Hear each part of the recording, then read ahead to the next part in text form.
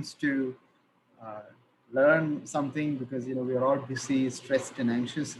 But what better topic to learn than palliative care, pain medicine, and how to manage it? There's a lot of people suffering around us in our area of interest, as well as those who suffered from COVID.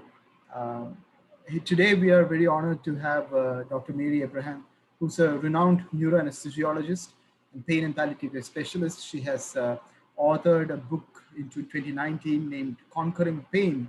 We're very honored to have you here with us, ma'am. She is going to lecture or actually teach us about her experience regarding WHO ladder and non-opioid pain medications. Ma'am, over to you. Before I let you start, if some of you would like to switch on the screen video, it may help her, give a smoother lecture, but it's totally up to you. If you have questions, please type them in the chat space.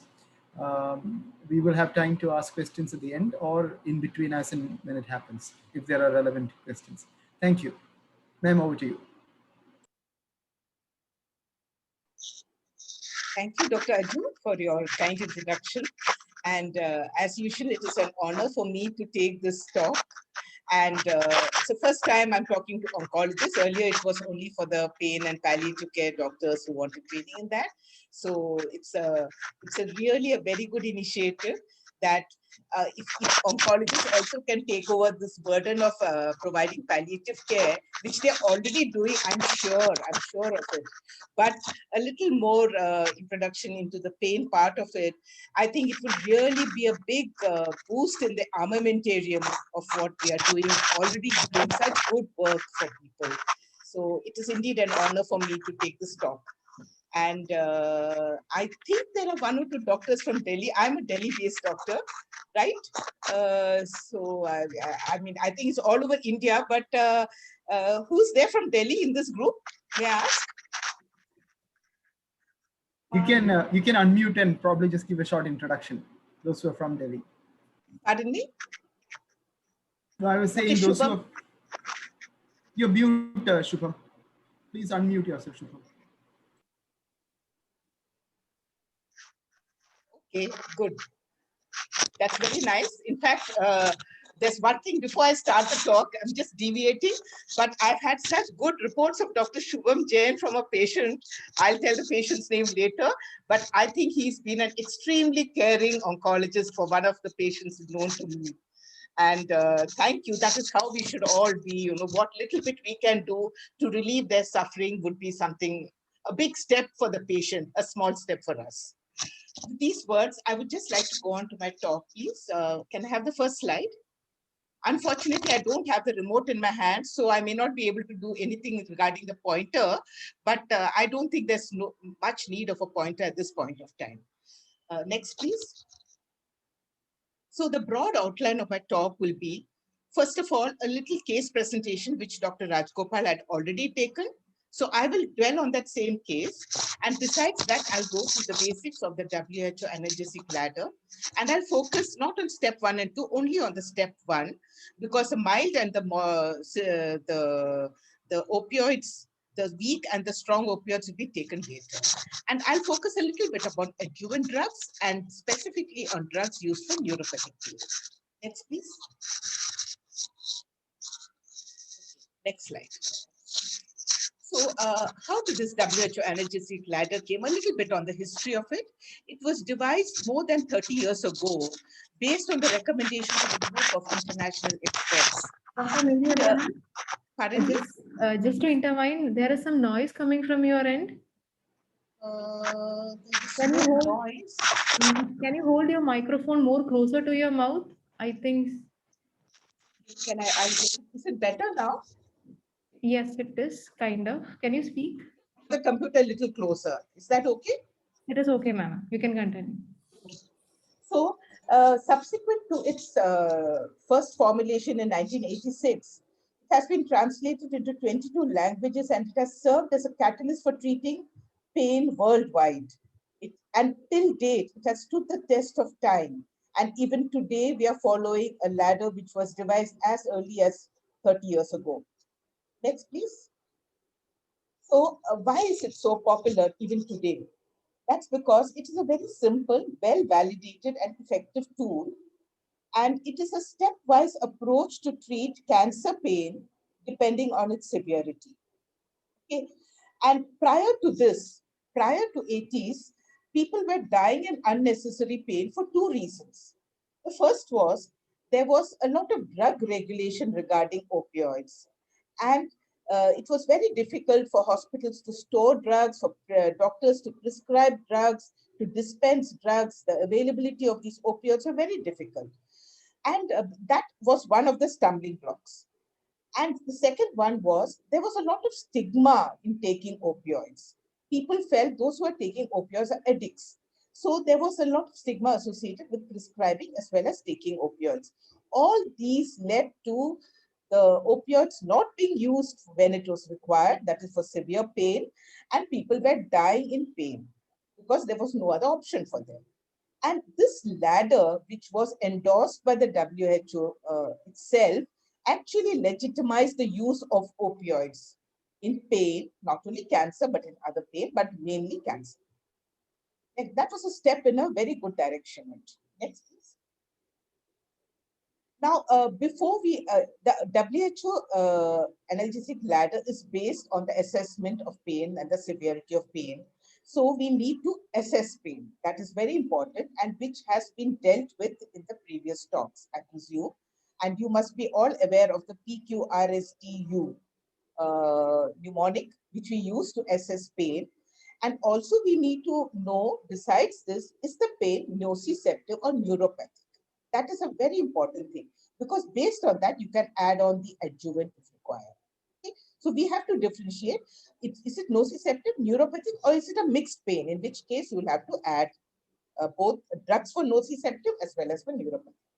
Next, please. Now, this case scenario has been discussed earlier. So I will just once again to recapitulate. It's a 35-year-old father of two young kids. He had squamous cell carcinoma in the right upper lobe. He had a deep-seated gnawing pain in the right suprascapular and infraclavicular areas. He's unable to sleep. The pain score was a numerical rating score of 2 during the day and 4 at night. So let's keep this case, and now we'll go through the whole presentation, and then we'll try to see what we have learned based on the presentation on how to treat this gentleman's pain. Next, please. For the WHO analgesic ladder, it's a 3-step ladder in which it's based on the severity of pain, like I earlier mentioned. So for that, you need to know what is the NRS, numerical rating score, or the visual analog score. And based on that, you can classify pain as mild, moderate, or severe. So anything less than 5 or 4 would be mild pain. Between 5 to 7 would be moderate pain, and over 7 you classify as severe pain. Now, if the pain is mild, then you start off with a non-opioid analgesic along with an adjuvant. May or may not add an adjuvant depending upon the other signs the patient has. And if this is not effective, then you can move on to the next step, which is for moderate pain. Or if it doesn't respond to the mild pain, you add a weak opioid with or without a non-opioid analgesic, with or without an adjuvant. And then if it is not responding to that, you move over to the third step of the ladder, which is when you add a strong opioid with or without a non-opioid and with or without an adjuvant. And using this basic 3-step ladder, you can treat 71 to 76% of cancer with pain, satisfactory pain relief you can provide. So that is a big chunk of patients treated with this, using this ladder. And this ladder has got a lot of advantages. I will talk to the next slide. Next, please. So this comes to the salient features of the ladder. The 3 important salient features of the ladder, if you can remember, is by mouth, by ladder, and by the clock. So what is by mouth? Most of these drugs, all these drugs are administered in the oral route, even the strong opioids.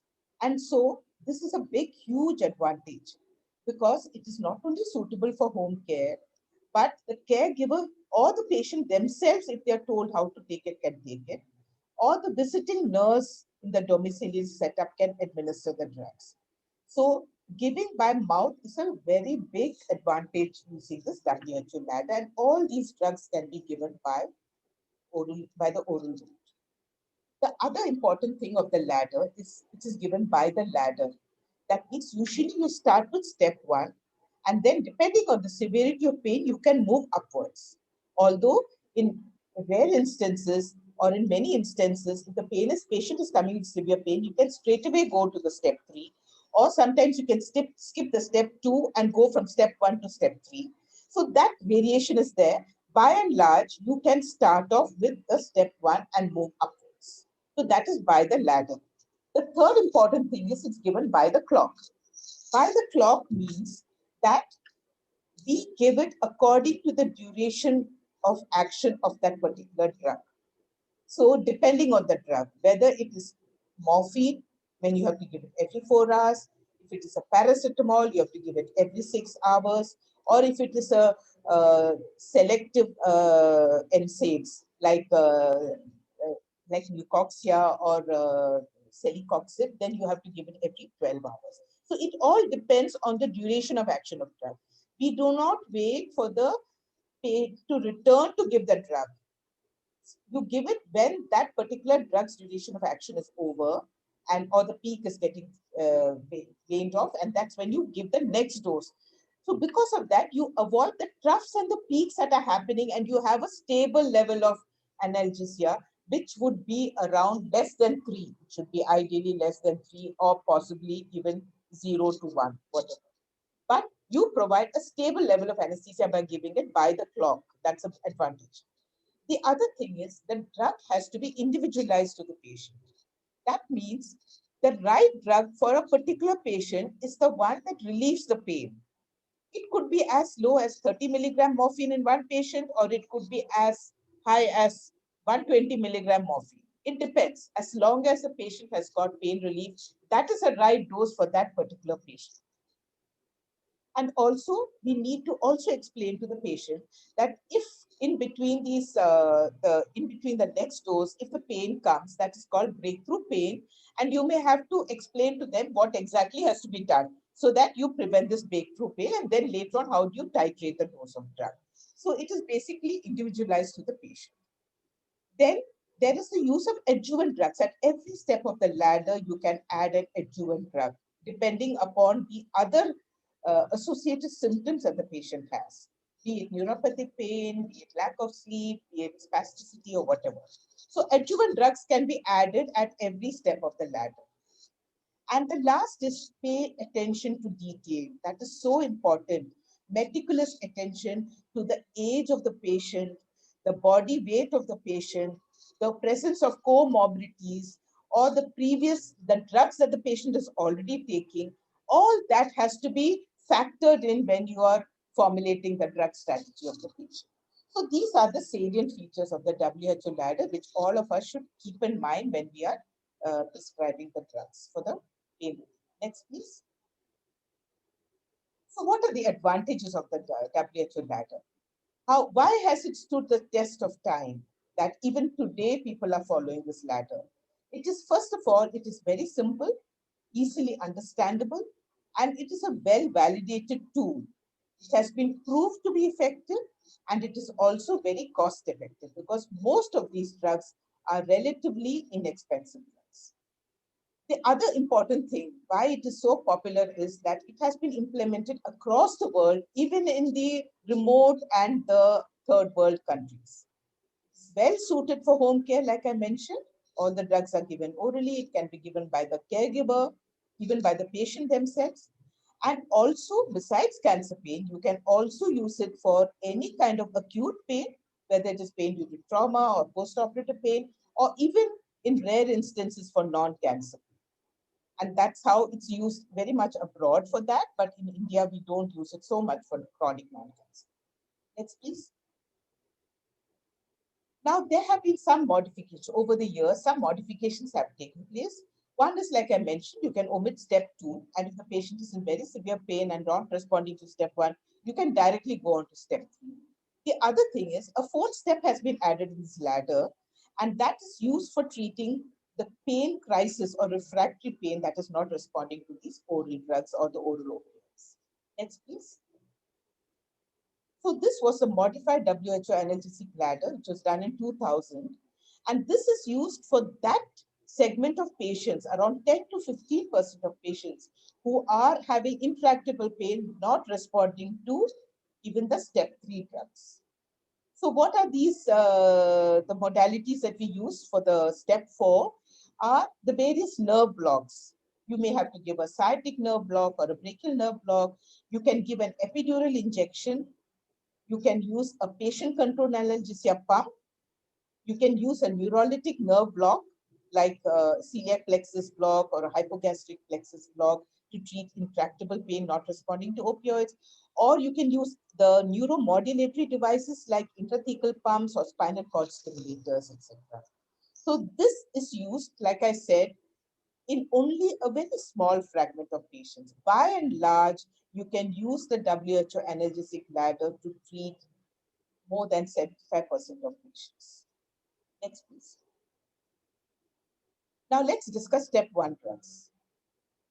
So these, like I said, are used to treat mild to moderate pain. And what are these drugs? The simple drugs, which are over-the-counter drugs that are available, paracetamol, non-steroidal anti-inflammatory drugs. And this can be combined with an adjuvant drug. So that is a step 1 of the ladder. Next, please. Next. So paracetamol, as it is known in India and Europe, and in America, it's known as acetaminophen. It's actually having a predominant central action, and it inhibits the enzyme cyclooxygenase or COX in the central nervous system. It does not have effect on the peripheral cyclooxygenase, unlike the NSAIDs, and because of that, it has got lesser side effects. So its predominant action is it's non-antipyretic, analgesic, without any anti-inflammatory action because it does not inhibit the peripheral cyclooxygenase. Next, please. So like you all are all familiar with it, so I do not have to tell anything much about it. But suffice to say that the daily dose should not exceed 4 grams and a single dose should not exceed 1 gram. And the normal dose is, like you all know, it's about 650 mg every 6 hours, Q6H.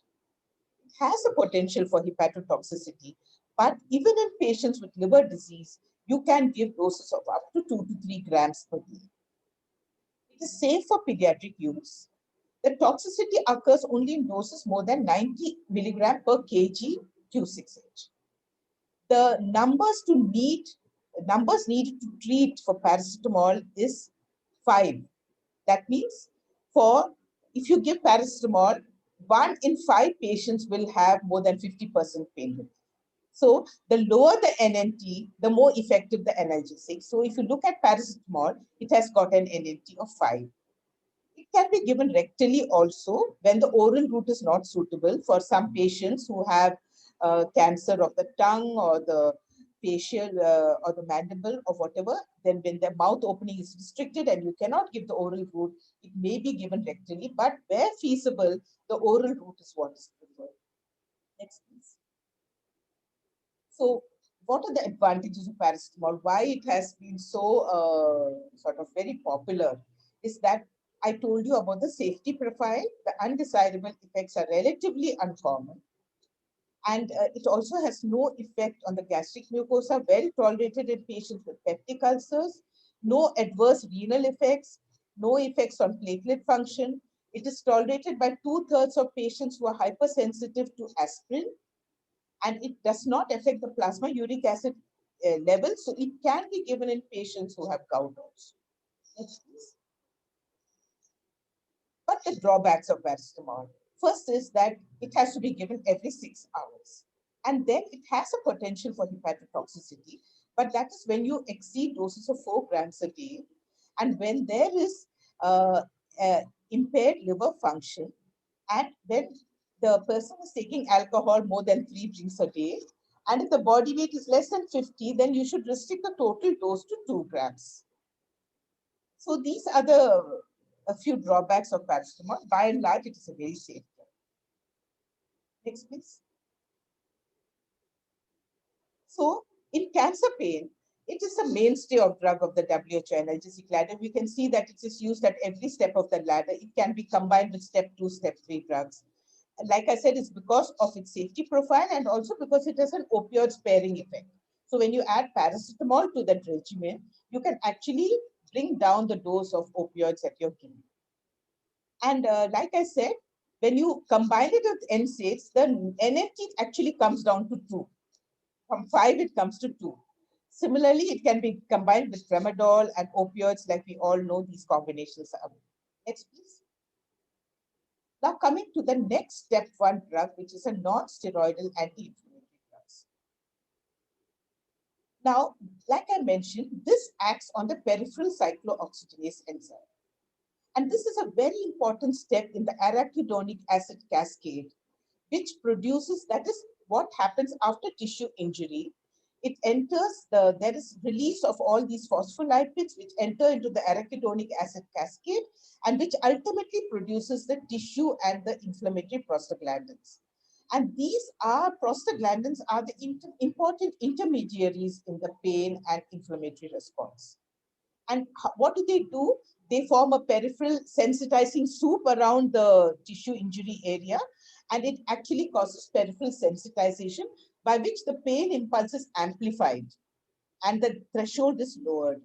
So this is a mechanism of the inflammatory effects of these prostaglandins.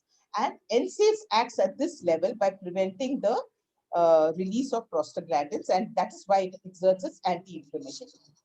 Next, please.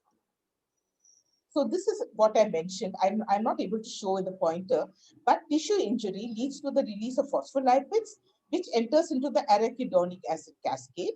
And the COX-2 or the cyclooxygenase enzyme 2 are induced, they are released, and they lead to the production of prostaglandins, which causes the inflammatory response.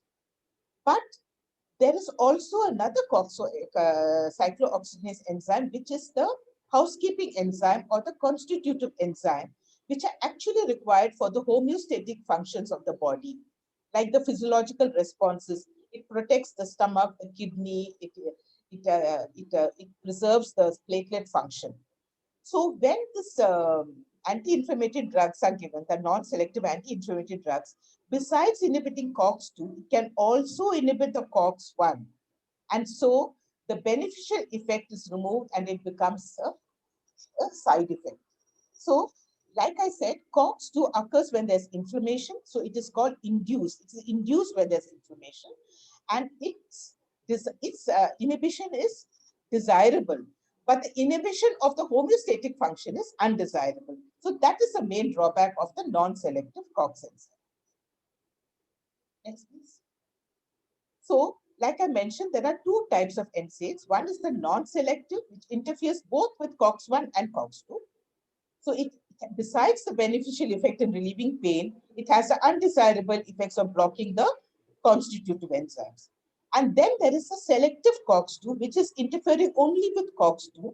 It preserves the COX-1 function. So presumably, it is preserving the gastric function, the renal function, as well as the platelet and the hypersensitivity reaction.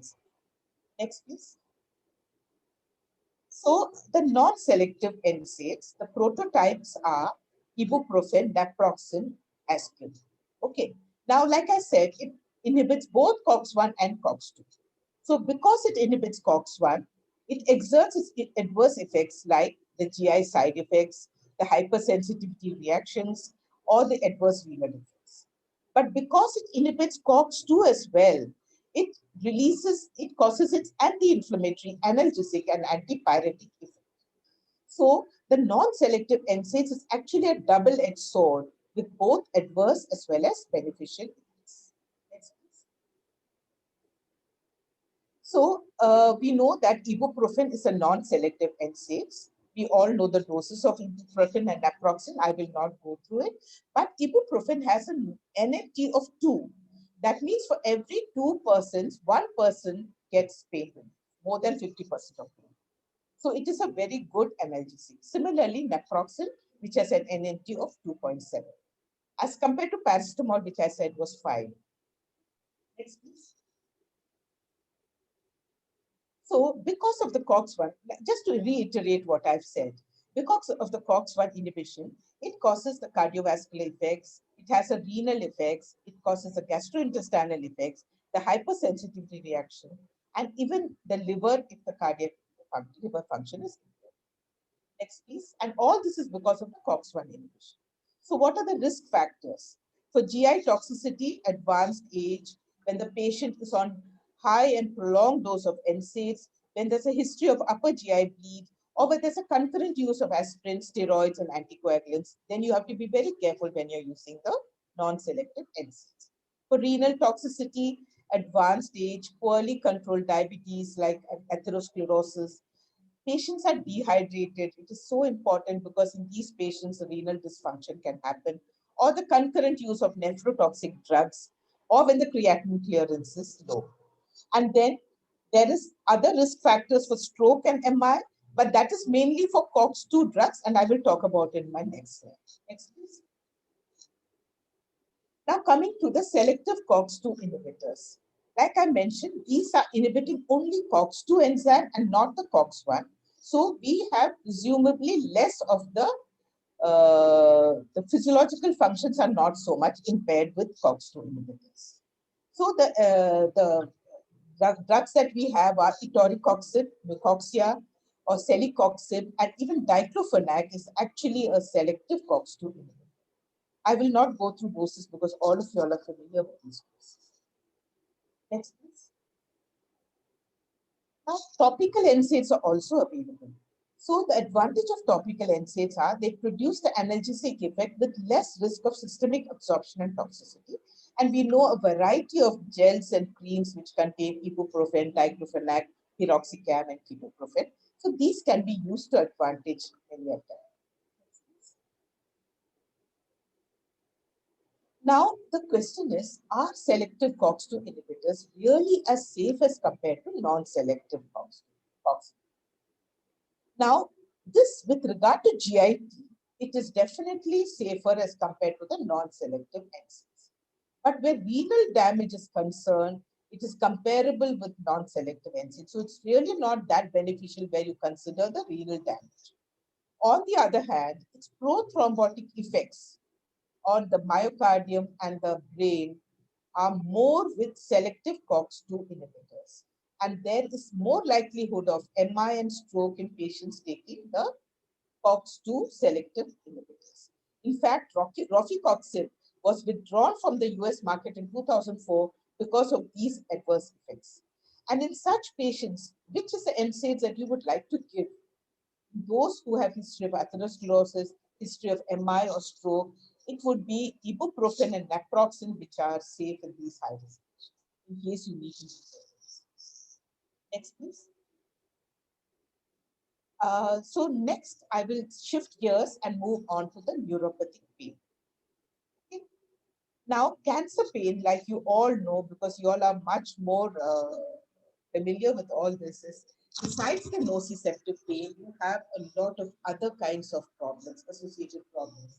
There could be neuropathic pain, there could be bone pain, there could be pain due to bowel obstruction, muscle spasm, and there could be many other associated symptoms, lack of sleep, anxiety, infections, constipation.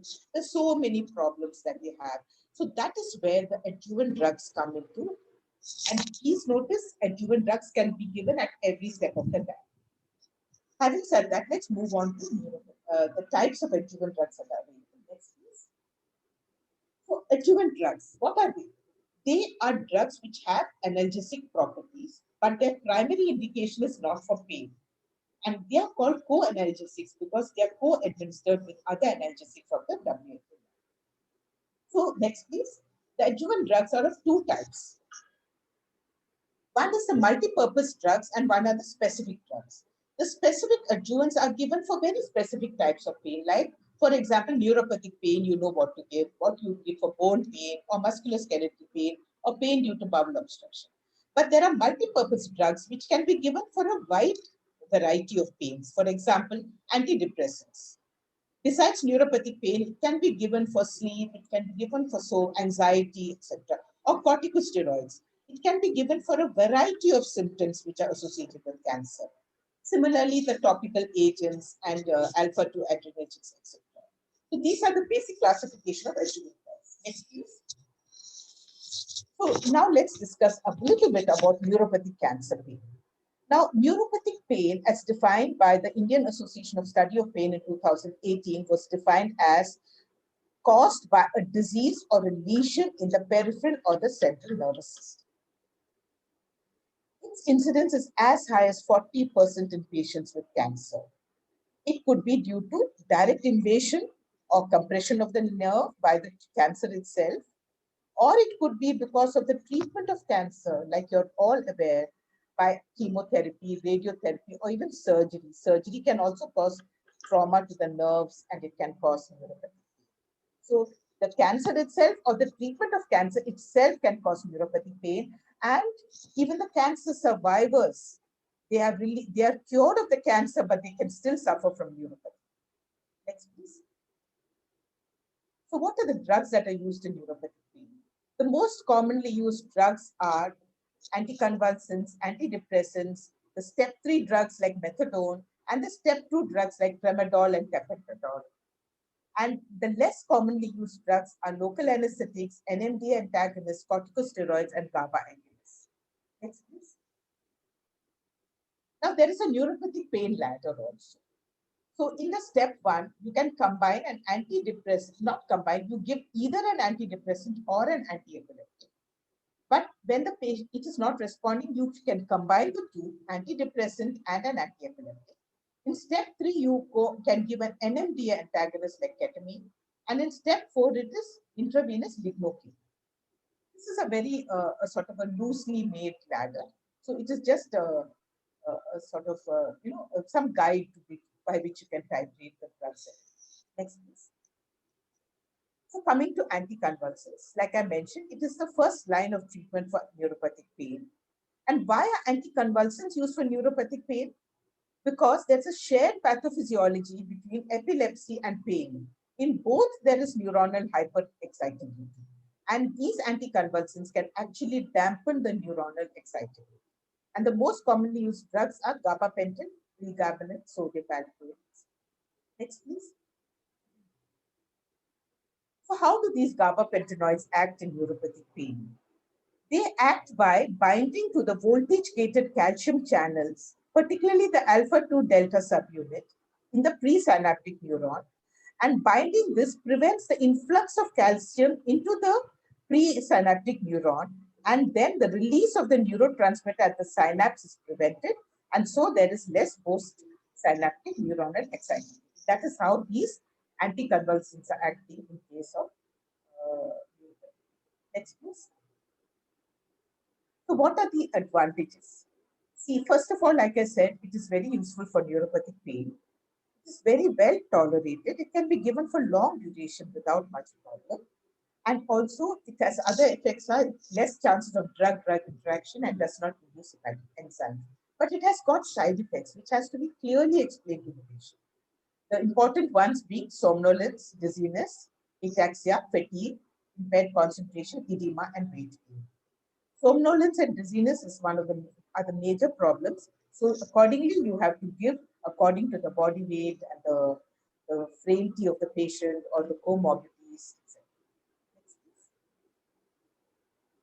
So gabapentin, of course, is much less expensive than pregabalin, but it has to be slowly titrated to the effective dose. So you have to use multiple steps, whereas pregabalin, the titration can be done in 2 to 3 steps, but it is relatively more expensive. Both can be given in case of neuropathy. Now coming to the other step 1 drug of the neuropathic pain ladder is antidepressants. So again, like I said, the onset can take 1 or 2 weeks. So patients should be told that this effect will take a little time to come on. And the analgesic dose occurs at much lesser dose as compared to the antidepressants. And the other thing is, when you combine it, when you give it to cancer patients, besides the analgesic effect, it can also cause antidepressant, anti-anxiety, and it can also relieve insomnia. And that is why it is called a multi-purpose agent.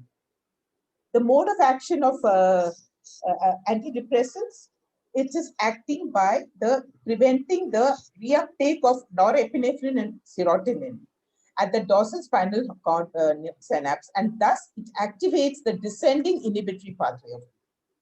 So its action is by increasing the levels of norepinephrine and serotonin. That's how it's effective for neuropathy.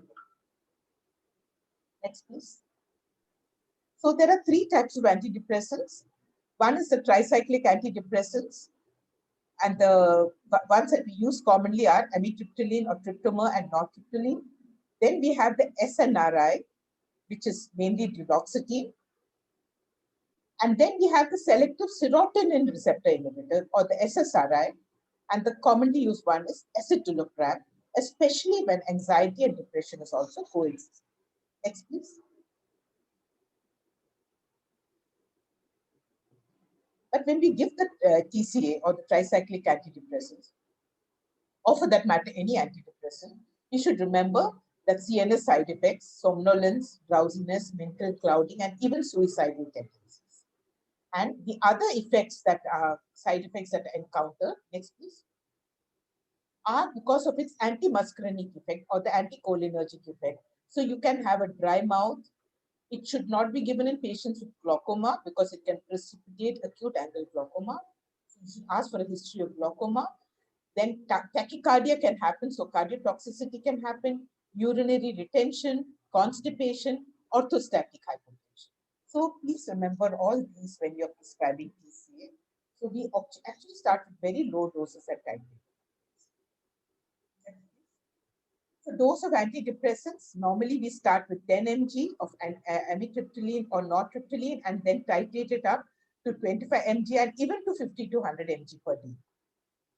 With regard to gabapentin, depending upon the body weight and the patient's age and comorbidities, we can start off with 100 mg. Usually we start HS dose because then the effect of the sleepiness and the ataxia, etc. is much less. And you can go up to as high as 3,600. Pregabalin, again, you can start with 50 mg, 75 mg and go upwards to up to 450 mg. And please remember, the dose adjustment has to be done in medically ill patients and those with renal dysfunction. Next. So what are the other drugs used in neuropathic pain? Let's discuss ketamine according to the STEP, which is a step 3 drug. Now, NMDA antagonists, when used in are used in neuropathic pain, not responding to step 1 and step 2. They act at the dorsal root ganglia by inhibiting the NMDA inhibitor. NMDA receptor, and that is why it's called an NMDA antagonist. It has got side effects. It causes dysphoria, hallucinations, nausea, vomiting, dizziness, and you can prevent these psychotomimetic side effects by giving either haloperidol or benzodiazepines like clonazepam or midazolam. Next, please. So we all know that ketamine is a drug that is used in anesthesia. But the analgesic effect is happening at sub-anesthetic doses. So when you're giving oral ketamine, you can give 10 to 25 mg TDS. When you're giving subcutaneous or intravenous ketamine infusion, you can go up to 200 mg per day. And then in patients with refractory pain, not responding to opioids and to the other drugs, you can give what is called a burst ketamine or a pulse dose of ketamine. In this, you use a syringe pump. It's done in a hospital setting. You start off with 100 mg per 24 hours in a syringe pump for 3 days every day. If it is not effective, then you move on to 300 mg per 24 hours. If that is not effective after 3 days, you can go up to 500 mg per 24 hours for 3 days. And then, of course, you have to stop. So sometimes patients respond to 100 mg, some to 300, some to 500. So this burst ketamine has also been used in practice. Next, please. Then we come to local anesthetics, which is the step 4 of the neuropathic pain ladder. How do local anesthetics act? They actually decrease the neuronal excitability at the level of the sodium channel. So how do we give it? Intravenous local anesthetic. You give Zylocard infusion in a dose of 5 milligrams per kg over an hour. in an infusion, and along with cardiac monitoring and monitoring of the patient for the side effects caused by local anesthesia. And after 1 hour, you have to stop the drug, and you can repeat it maybe after a week or 2 weeks. And if it is effective, then you can switch over to an oral drug like Nexilidine, etc. Now, topical local anesthetics are also available in India now. 5% lidocaine patches are available. It's called Vidovela. That is a brand that is available. And that can be also used to treat localized neuropathic pain, especially those like post-herpetic neuralgia when there are rashes. Then you can apply up to 3 patches a day. But just remember that it has to be applied for 12 hours and then remove it for the next 12 hours. Otherwise, you can have side effects of it. And also the skin should not be intact. It should not be abraded, no abrasions. And it can be used when there is a localized neuropathy. Now, corticosteroids, like I said, it is a multi-purpose drug because it is used in a variety of pains, like you're all aware.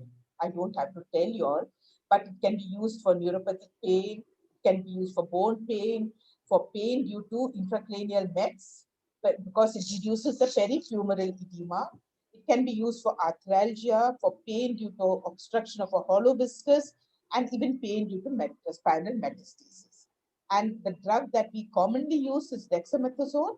The main advantage of dexamethasone is that its half-life is 36 to 54 hours. So once a day dosing is required. Secondly, it has less mineralocorticoid effects. And as you're all aware, steroids are usually given in the morning because if you give it at night, it can cause insomnia. Next, please. GABA agonist drugs like baclofen have been useful to treat neuropathic pain associated with spasticity. You can start off with 10 mg dose and you can gradually titrate it upwards. Next, please. And bone pain, like you're all aware, I don't have to tell you all, but skeletal related events are a cause of very agonizing pain. And it usually occurs in the terminal stage. And these people, their quality of life is very much affected because of bone pain. So we need to treat bone pain. And for that, we have a variety of drugs. Drugs and modalities. Next, please. Like we can start off with corticosteroids and NSAIDs, then we can give calcitonin, bisphosphonates, denosumab, and of course palliative radiation, especially when it is targeted, when targeted radiation for bone mets and the lesion is localized, not controlled with. Next, please. Then pain due to bowel obstruction. Again, you can use steroids to decrease the edema in the bowel. You can use octreotide, which is a somatostatin analog, or an anticholinergic drug like hyoscine butylbromide or glycopyrrolate, which decreases the infraluminal secretions and decreases the peristaltic movement and thus relieve the spasmodic pain. And sometimes you can combine all three, dexamethasone with octreotide with hyoscine, to reduce the symptoms of bowel obstruction. Next, please. So there are other adjuvant drugs that we are given, like skeletal muscle relaxants, which we are all aware of, neuroleptic drugs, particularly when there is hallucinations, delirium, and the patient is very agitated. Or you can use antibiotics when there's an infection, sedatives, anxiolytics, laxatives.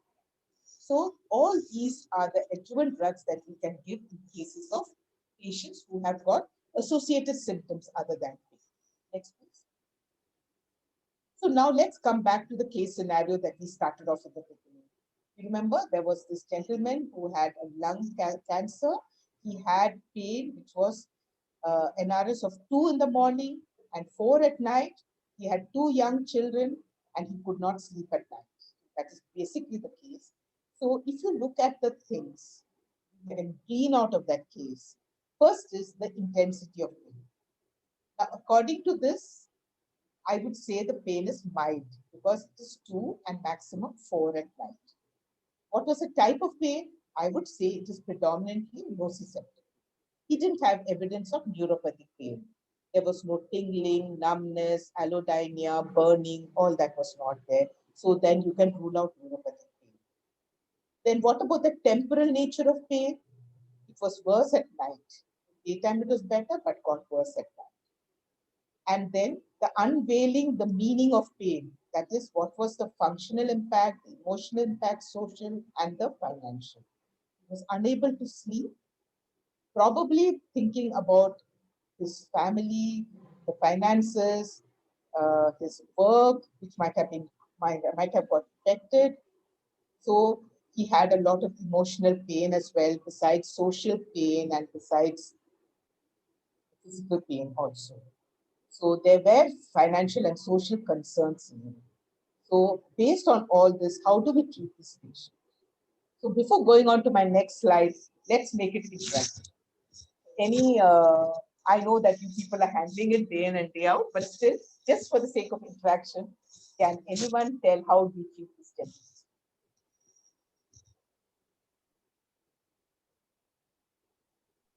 Ideal should be NSAIDs plus adjuvant, ma'am. NSAIDs plus tricyclic antidepressants or pregabalin should be better for him.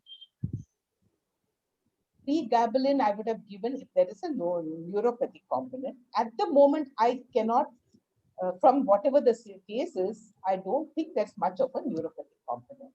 So maybe you need not give a anti-neuropathic drug, a nociceptive drug along with an antidepressant. Yes. Anything else?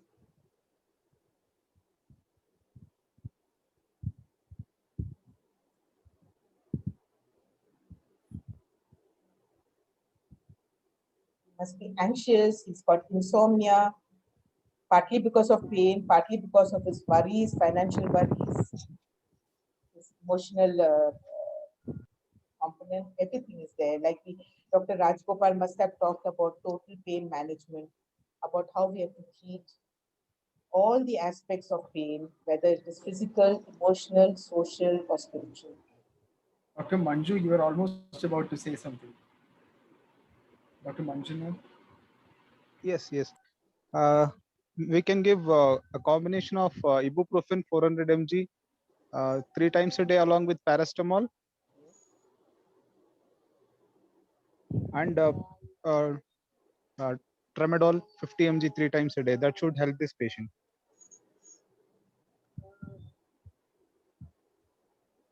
Anybody else? Dr. Sanju? Or Dr. Ashok? Two of my buddies.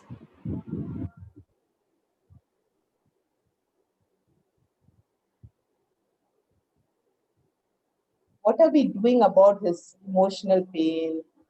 What about escitalopram? Acetalopram, yes. And Yes, can add NSAID acetalopram. and escitalopram should help with anxiety, depression as well. Okay, yes. Any antidepressant can be given. Acetalopram, because the SNRI and antidepressants have got a neuropathic pain, but he doesn't have neuropathic pain. He's got more of anxiety. So you can use an SSRI also.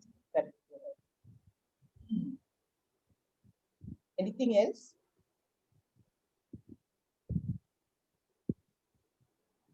Counseling the patient. Yes, that's very important, because we have talked about drugs, but there are even non-drug modalities that you can use in this patient. We need to address his psychosocial concerns, because it is the psychosocial concern that is causing the pain to increase at night. Besides, of course, the physical pain, but that inability to sleep, the anxiety is causing all that.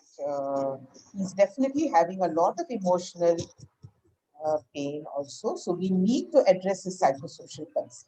So next slide, please. So in this learning points from this case are, I feel that even WHO step 1 would be sufficient because his pain is relatively mild. But you can add NSAIDs also, or maybe if it is not responding, you can add tramadol also. The second thing is, since the pain is more at night, maybe you could give a sustained release preparation at night so that it will take care of the 8 hours. Maybe that paracetamol and the ibuprofen is not taking care of the whole night. So maybe now there are sustained release preparations of paracetamol and diclofenac sodium and many other drugs that are available, including tramadol and tapentadol. So maybe at night you can give a longer acting. The other thing is we have to give an adjuvant drug like SSRI or an antidepressant for better sleep. Just remember, if the patient sleeps well, the pain threshold decreases and he feels less pain the next day. A person who has not slept well will feel more pain the next day. So sleep also has to be taken into account when we are treating the pain of the patient. And then, most important in this patient is a psychosocial support for his financial and social concerns, counseling, and whether anything else can be done to address the psychosocial concerns. Because if the psychosocial concerns are addressed, I feel that even that night pain also can come down more often. So for that, we need to have a person, the doctors, nurses who are compassionate, who have empathy, and who can address the psychosocial concerns as well. That is what I feel from this. Anybody else, Dr. Rajgopal, would you like to comment? Any more opinions? I'm sure he has more to add. Mary, thank you very much. But I think I shall wait for more questions from the participants within the limited time. I have a question or a comment regarding topical lidocaine. I've used that when I used to practice abroad. It was widely available abroad in the US, mainly as a placebo because I've never felt it helps anybody.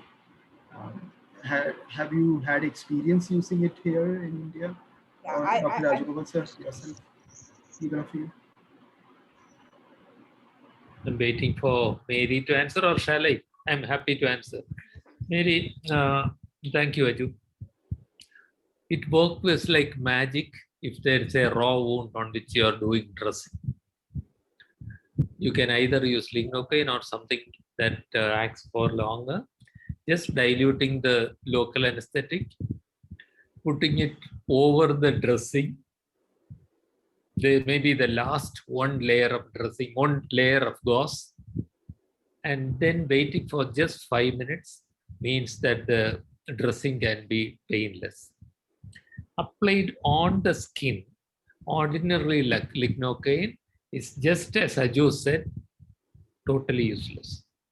Unless there is an expensive 10% lignocaine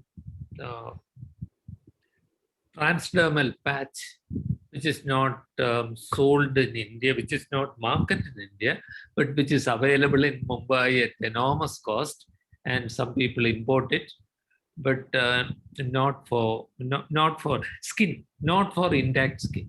Lignocaine is good for mucosa. Lignocaine is good for ulcerated skin. So the mucositis Dr. is there. I'm sorry, sir. Can I ask questions or should I? Yes, please, Dr. Kripa. So when mucositis is there, we try to use lignocaine viscous solution, mouthwash, all these things. Would it be helpful, sir, in that scenario? It is helpful, Dr. Kripa, but the point about lignocaine is by injection, it acts for more than an hour. Transmucosally, the action is fairly short-lived, maybe something like 15 minutes. The problem is the patient also loses sensation. So while it will help the person swallow something if they are in pain, they won't feel the taste. The pleasure of eating will not be there, but it's effective. And there is a problem with availability of lignocaine viscous, and ordinary lignocaine is not very pleasant to taste, but it is still can be obtained most of the time. Thank you, Thank you, Dr. Kripa. Dr. Hemant has a question, Mary. Pregabalin versus amitriptyline as an adjuvant to choose. Mary, may I answer that question?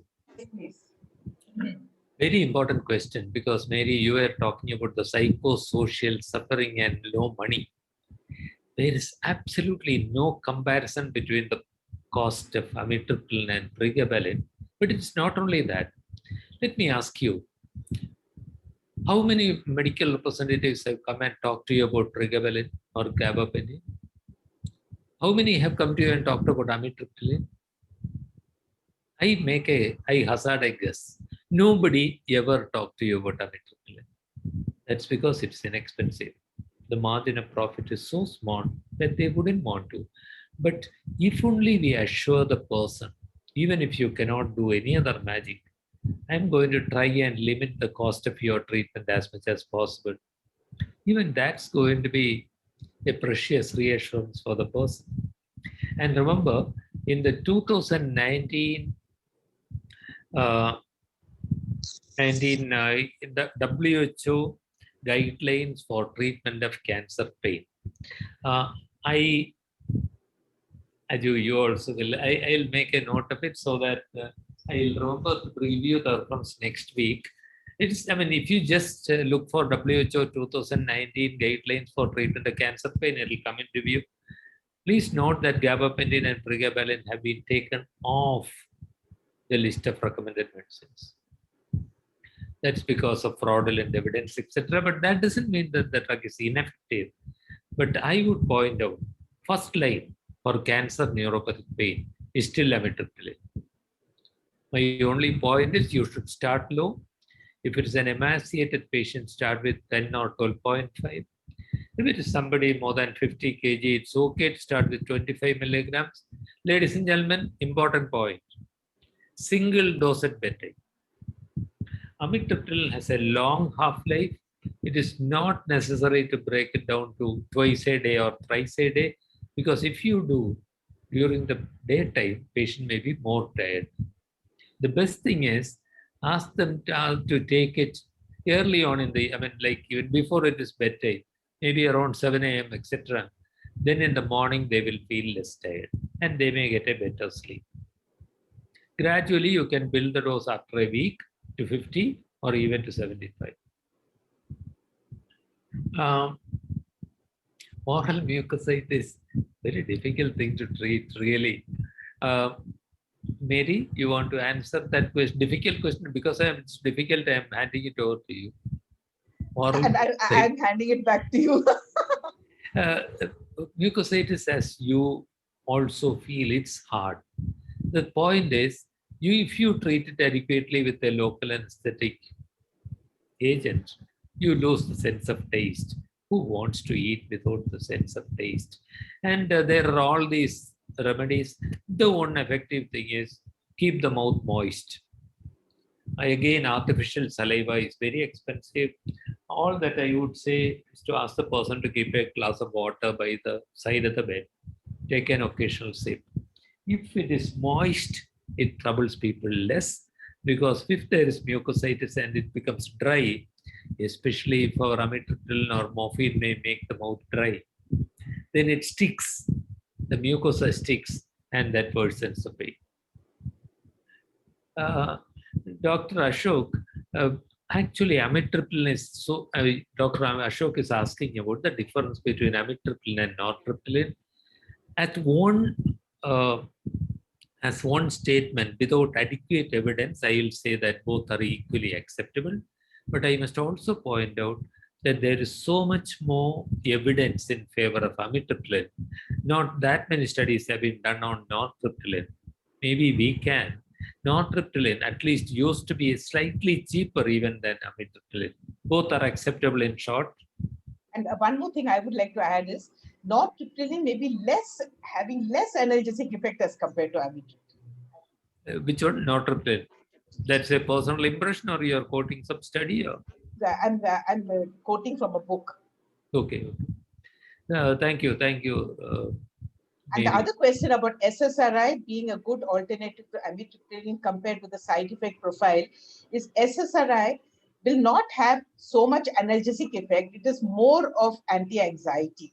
So if there is pain, then definitely amitriptyline will be better, but not so much pain and more of anxiety than SSRI. Absolutely, I totally agree. Dr. Jobin, SSRI is serotonin specific. The serotonin specificity is a disadvantage there, because what we want, amitriptyline blocks reuptake of both norepinephrine and serotonin. And that norepinephrine blockade and therefore accumulation is important for pain management. Therefore, sorry for pain relief despite the drowsiness, despite the tiredness. Amitriptyline and tricyclics are better. There's some question that we missed in between. Yes, sir. We missed a question about going directly to morphine if the pain score is more than 8. Dr. Rahul is asking that question. We will be going into that later, Dr. Rahul, but one word answer is yes. If somebody, the WHO ladder is not a steel rigid ladder. WHO ladder is a flexible ladder and you can keep it upside down. Imagine me as your patient someday. If I am rolling in pain, will you ask me to go on step 1 and stay there for 2 days and then go to step 2? It's cruel.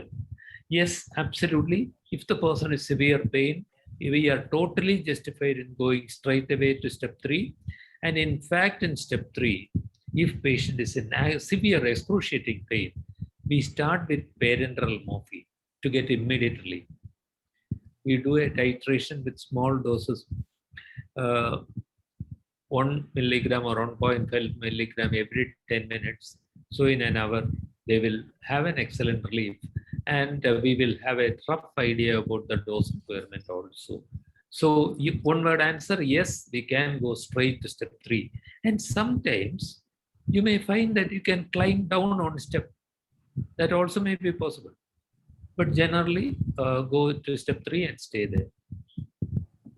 One question from Dr. Neeta, and that is, can lignocaine jelly be applied on wound dressings? Honestly, I do not know the answer.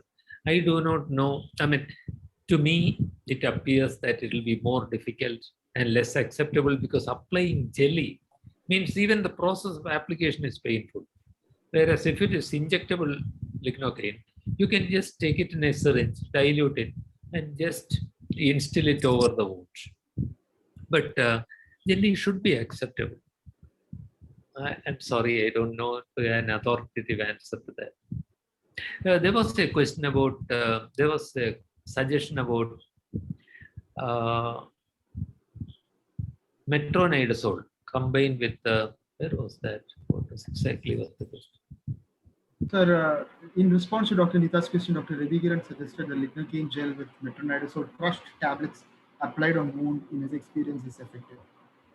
Lignocaine gel with metronidazole would particularly be used if the wound has gram-negative organism, as very often is the case in fungating wounds and in foul-smelling wounds. We assume that there may be gram-negative organisms and apply metronidazole also. The purpose is not to relieve the pain. The purpose is for the antimicrobial action. We have a question from Dr. Ritesh. Can you speak? Sir, I have a question about pelvic pain associated with advanced carcinoma cervix, where sometimes patient would have renal failure and we will not be able to use some of the analgesic drugs like, Brufen and diclofenac. So what is your opinion about that? And that kind of pain will have a neuropathic component also. Ritesh, absolutely right. We cannot, not only in that case, in many patients, we would not like to use long-term non-steroidal anti-inflammatory drugs because the patients are very often in a state of stress. Gastric complications will be high. If they get dehydrated, renal complications are more. So while I may continue paracetamol indefinitely, I would limit use of ibuprofen to as much as is absolutely needed. And in your patient, if I could use NSAIDs, if there's no renal dysfunction, if the patient has no gastrotoxicity and is well covered with prokinetic, proton inhibitor, maybe it will help because there's a significant component of inflammation there. But as you suggest, Dr. Ritesh, it may be too risky. So we will use paracetamol. We will go on to opioids. But as Dr. Mary pointed out, Here, especially with the neuropathic component, there is a strong case for adding medicines for neuropathic pain. Early on, when I take the history, I will know whether the pain is radiating, depending on the nerve roots involved, or all over the leg there may be pain. In which case, early on, I will start with the combination of, along with the paracetamol and opioid, a small dose of amitriptyline will be started and will be gradually increased. It is a difficult one. Pelvic pain can be hard to treat because the neuropathic pains as a whole are harder to treat than nociceptive pains. Thank you, Dr. Neeta, Sorry, Aju, I was also pointing out Neeta's answer. Aju, over to you. Neeta has given a suggestion. Dr. Neeta, can you describe that? We've been using for those really bad mucositis that we encounter is like post AML or post high risk acute ALL treatment, or some children who have had radiation to the head and neck area and then receiving chemo. So in that, there are these dibasic sodium phosphate rinses that have come, which were earlier very expensive. Now there are generic brands which are available. So that kind of helps in healing. So it's not directly working on the pain, but it improves healing so much that pain also improves. Neeta, is that an anti-inflammatory medicine or something like that? How does it work? Do we know? It helps in the, it is basically a combination. It comes in 2 bottles. I can read up and tell you. Yeah, maybe. It works, it has sodium phosphate and another one which has calcium chloride. So you have to mix it together in the same glass and then use it as a mouth rinse. So it has been there for a very long time. And earlier in BMT patients and all, it was used liberally in the West also, but it used to be very expensive earlier. Now it is generic brands are there, so it's a little as in one bottle, one packet would be 100 rupees, which is 2 bottles. But 2 to 3 times in a day people use, and say for short-term mucositis, no, it improves healing very quickly. Neeta, thank you very much for the information. And if next week you also look up and tell us about any evidence for its favor, that will be very helpful. Thank you. Sir, I just have one question, last question. Just this is regarding pleuritic type of chest pain. So I had a patient of CL lung who presented with a massive pleural effusion, and he also had an ICD drain, and followed which he was diagnosed an EGFR positive CL lung. And we started on treatment, and after 3 months, he had a complete response with the mass and the effusion. He had a complete metabolic response. But his left-sided, this pleuritic chest pain was not responding, and it was actually increasing. And he was only responding to some kind of anti-inflammatory paracetamol or NSAID. So even though a very good metabolic response, his pleuritic pain was not responding. So how you deal with this type of pleuritic type of chest pain, post-pleural effusion and ICD drainage? Dr. Cherian, was that pain opioid sensitive at all, or opioid? No, opioid was not at all working for him. Only paracetamol was actually working for him. So, so that adds on to our suspicion that it may have been a neuropathic pain. Was it fairly localized or was it diffuse? Which one's the effusion? Effusion was it was a massive. The pain. Pain was yeah, it was more on the left side, but in the left side it was more type a diffuse type of pain. Because if it is fairly localized, maybe an interventional pain physician or anesthetist may be able to relieve it easily. That's a possibility. Maybe you have a comment about that? Yeah. No, about like I said, more interventions than I. Anyway, but if that is a significant neuropathic pain, for one thing, we would start amitriptyline and build it up. Sometimes they require as much as 75 milligrams, but it may not work. And sometimes we will use a combination of tricyclic and anticonvulsant. We will early on see if local anesthetic measures are useful. because in fairly localized chest pain over the thorax, that is a safe alternative. Whereas for a pelvic pain, that's not an easy alternative. And sometimes we have to go on to measures.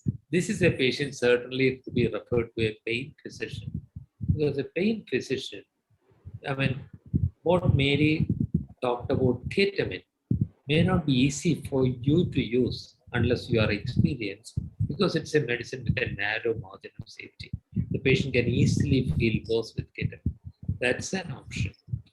Instead of morphine, they're switching over to methadone. Again, that requires expertise.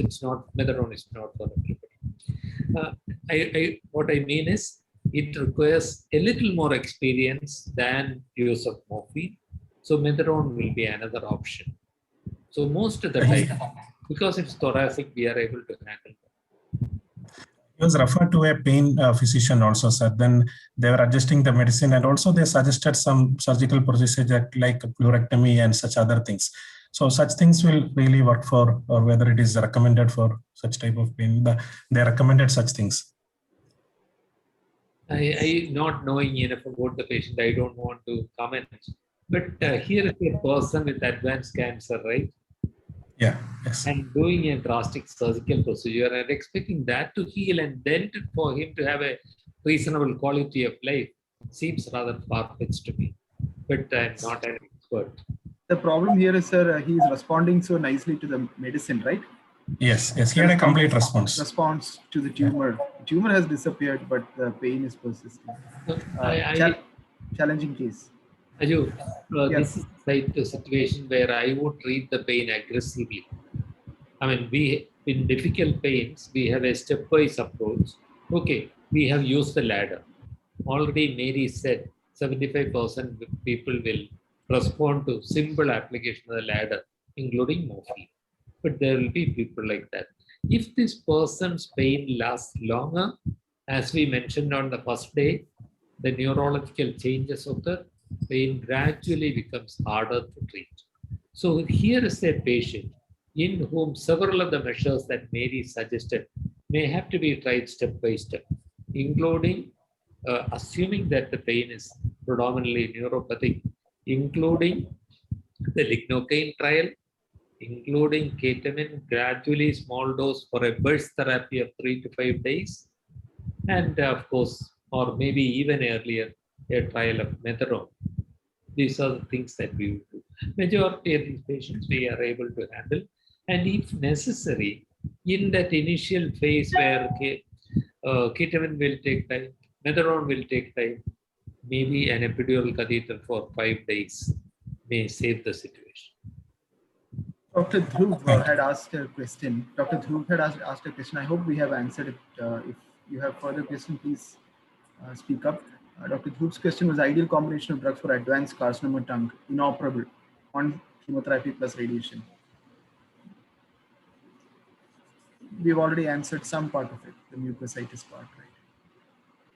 Cancer of the tongue, post chemo, post radiation, and still in pain. Right? Inoperable CA tongue. Again, among the difficult kinds of pain, certainly orofacial pain. That's because in these pains, compared to another part of the body, maybe compared to, say, like the pelvic pain, here, the combination of nociceptive and neuropathic pain is very much there. And the pain over the mucosa is certainly become difficult to bear because it can never rest. Any movement, any speech, any swallowing, everything causes a pain. So understandably, that will be difficult.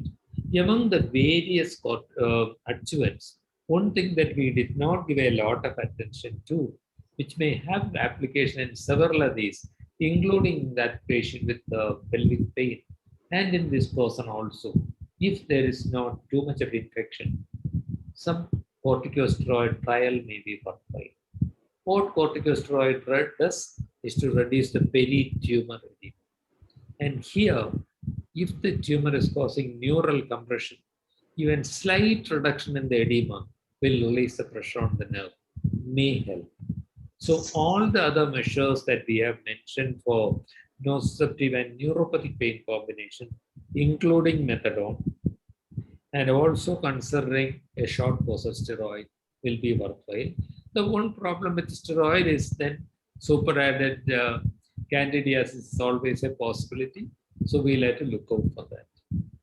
And one more point is routinely looking for candidiasis and treating it aggressively, because many of these people would have that. That would be complicating the mucositis.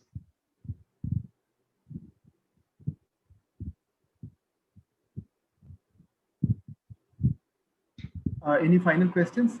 I think we will wind up. We are 15 minutes past our time, but this has been a very productive session. Dr. Mary, thank you for giving us a lot of things to think about, a lot of stimulation for our mind to think about. I really appreciate and respect your time.